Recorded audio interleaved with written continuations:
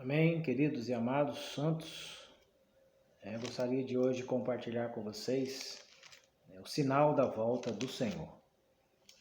Nós vimos que o Senhor nos deu a sua própria pessoa, o Senhor nos deu a palavra, o reino,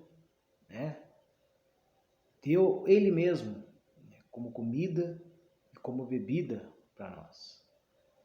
Mas as pessoas, em Mateus capítulo 23, eram fanáticos judeus, os escribas, os fariseus, queriam, de qualquer maneira, encontrar uma falha naquele homem Jesus. E sempre colocou ele contra a parede. E a comunhão com o Pai, Jesus sempre teve. Nunca, a única vez que o Senhor o abandonou, o Pai o abandonou, quando ele estava ali na cruz. Mas durante o seu viver aqui na terra, ele andava em comunhão com o Pai. E todas as vezes que colocavam ele em prova, o Senhor conseguia ali ter uma saída para aquela situação, que não era fácil, porque realmente eles tinham ali muitas coisas ali usando a lei de Moisés, para querer achar uma falha no Senhor. E no capítulo 23 de Mateus, não vou ler tudo, vou falar bem resumidamente, o Senhor fala dos 8 ais ali, falando que eles são hipócritas, escribas e fariseus. Ai de vós, escribas e fariseus, porque davam, porque devorais as casas das viúvas, como fala aqui, que não entrais no reino, também não deixa as pessoas entrar. Por quê? O que eles davam àquelas pessoas? Lei, ordenanças. Isso pode, isso não pode. E realmente essa era a situação de Jerusalém, quando o Senhor entrou em Jerusalém, montado no jumentinho. E aqui no capítulo 37 ele fala: Jerusalém, Jerusalém, que matas os profetas e apedrejais os que são enviados. Quantas vezes eu quis reunir os teus filhos, como a galinha junta a sua ninhada debaixo das asas, e vós não quiseste. Esse é o coração do Senhor. De comunhão, cuidado do seu povo, cuidar do homem, cuidar de cada um de nós. E muitas vezes nós escolhemos servir o Senhor de uma maneira tradicional. O que eles faziam, irmãos, não podemos falar que era algo ruim, não. É algo bom até.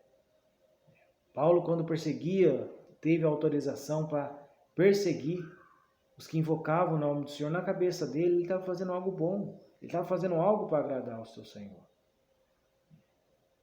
E aquelas pessoas não viam que aquele homem que estava entre eles era realmente o Cristo, o Filho do Deus vivo. Muitos iam a ele por causa de comida, por causa de bebida. Mas o Senhor veio, irmãos, com esse único propósito: dar vida ao homem. E vida em abundância. E no capítulo 24 nós vemos ali os sinais da volta do Senhor. Que vai ter nação contra reino, nação contra nação, reino contra reinos, fome, terremoto em vários lugares, falsos profetas que virão no nome do Senhor e vão enganar muitos. Muitos serão enganados. Aí fala assim, muitos tropecerão e seremos odiados de todas as nações por causa do nome do Senhor. E levantar-se-ão falsos profetas e enganarão a muitos. E por se multiplicar a iniquidade, o amor de muitos se esfriará. O amor pelo Senhor, o amor pelos irmãos, o amor pela edificação, o amor de estar cuidando uns aos outros, suprindo vida uns para os outros. O Senhor quer nos encontrar assim. Aí no 15 fala: quando pois virdes a abominação, a desolação, do que falou o profeta Daniel, né? Aí ele começa a falar, né? Ai daqueles, né? Eu vou resumir. Aí lá no capítulo 24, né, de Mateus, né, o Senhor começa a falar, né?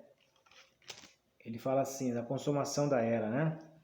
E quando, pois, vides abominação, desolação, do que falou o profeta Daniel, em pé no lugar santo, quem lê entende. Então os que estiverem na Judéia fujam para os montes. O que estiver sobre o terraço, não desça para tirar as coisas da sua casa. Ai de vós, né, os que estiveram grávidas, orai para que fuja, né, do inverno. Então ele começa a falar realmente da volta do Senhor. Aí fala, pois assim como o relâmpago sai do oriente, né, e brilha até o ocidente, assim será a vinda do Filho do Homem, né? Então, irmãos, isso é uma advertência para nós. E nós devemos vigiar. Nós devemos estar realmente, né, atentos. Aí fala assim, né, no 24:32. Mas aprendei a parábola da figueira. Já quando o seu ramo se torna tenro e brota folhas, sabeis que está próximo o verão. Assim também vós, quando virdes todas essas coisas, sabei que está próximo às portas. E em verdade vos digo, de modo algum passará essa geração sem que tudo isso aconteça. Passarão o céu e a terra, porém as minhas palavras nenhum de modo passarão. Mas a respeito daquele dia e hora ninguém sabe, nem os anjos dos céus, nem o Filho, senão somente o Pai.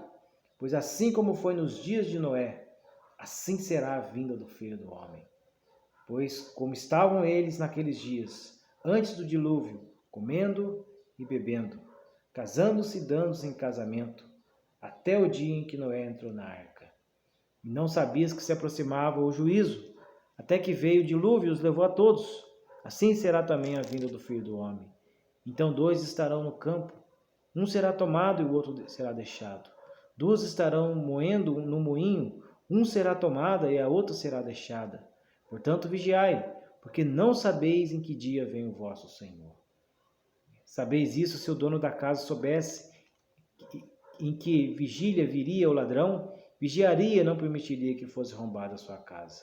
Pois assim estáis também vós preparados, porque a hora em que não pensais, o Filho do Homem virá. Então, irmãos, aqui a gente vê que em nenhum modo é pecado, né, estar no campo trabalhando. Em nenhum modo é pecado, né, estar no moinho trabalhando. Mas o que o Senhor quer de nós é estarmos preparados e não sermos pegados de surpresa, não sermos surpreendidos com a volta do Senhor. Aqui, como fala aqui, 2 estarão no campo, um será tomado, isso é, aquele que estava vigilante, aquele que estava preparado, aquele que estava desfrutando da presença do Senhor. Esse será tomado e o outro deixado. Por que foi deixado? Por causa das preocupações do mundo. Por amar a si mesmo. Por amar mais as suas coisas. Então, de nenhum modo, o Senhor nos proíbe de ter, né, as nossas coisas, o nosso serviço, a nossa casa, né, de ter uma boa casa, de um bom carro. De nenhum modo o Senhor condena isso. Mas o que o Senhor quer de nós é que o nosso coração esteja voltado a Ele e não essas coisas. Então esse é um grande sinal. O sinal da volta do Senhor é o esfriamento do seu povo aqui na terra. Muitos preocupados com tantas outras coisas, até mesmo com o sistema religioso, até mesmo as coisas boas, pode tirar o desfrute do Senhor. Então, irmãos, que Deus possa realmente nos manter nessa comunhão com o Senhor, esse desfrute com o Senhor. Então, que possamos estar fervorosos no Espírito no dia do Senhor. Isso é estar vigilante. Amém? Que Deus possa nos abençoar e Jesus é o nosso Senhor.